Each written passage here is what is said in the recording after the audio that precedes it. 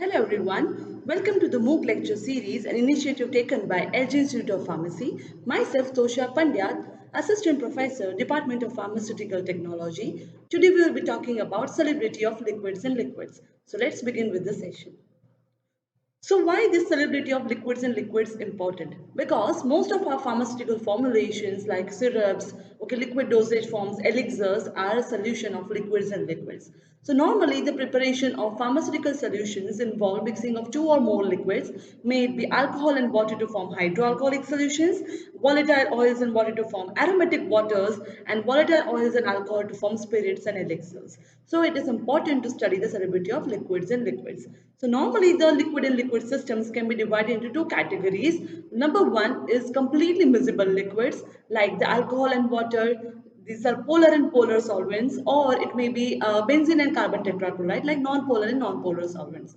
The second system are the one which show partial miscibility like the phenol and water, which will form two liquid layers when mixed together. Okay, so the term miscibility refers to the mutual solubility of components in liquid-liquid systems.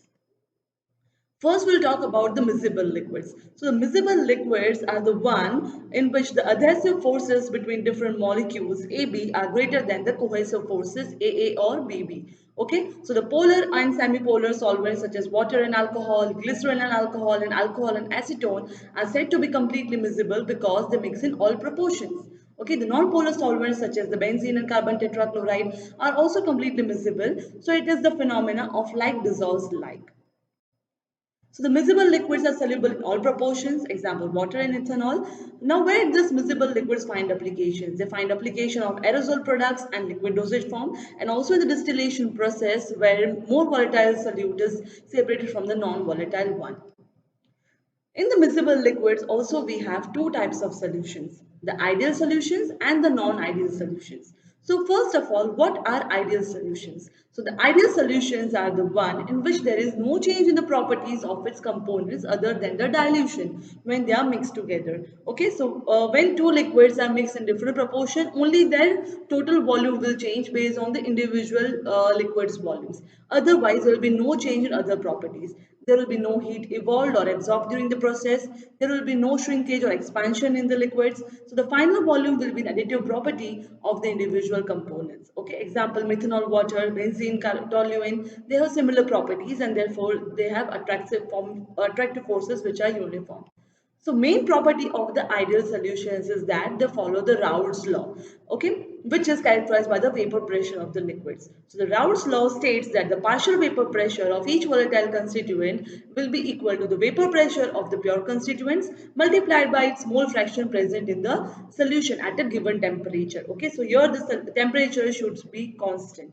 Okay, so if we have liquids, two liquids A and B, whose partial pressure of liquid A is PA and that of liquid B is PB, that is indicated by kilopascal, and the vapor pressure and the mole fraction of liquid A is PA raised to 0 and XA, whereas for liquid B is PB raised to 0 and to XB.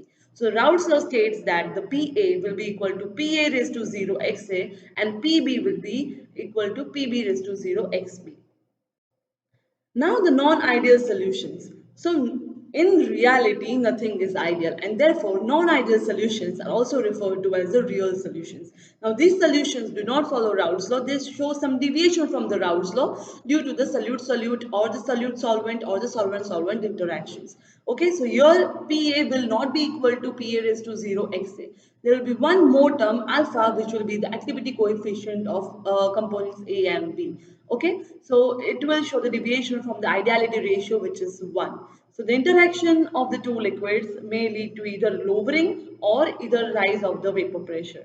Okay, so here you can see the positive deviation. So suppose this is the ideal vapor pressure curve. The total vapor pressure of the liquids will be higher than the ideal vapor pressure. That is the positive deviation. Suppose the vapor pressure of liquid A is 20 and B is 30. So ideally it should be 50, but here it will be 70. That is known as a positive deviation. So your heat is absorbed, and the system which exhibit the positive deviation as cyclohexane carbon tetrachloride and water and ethanol system.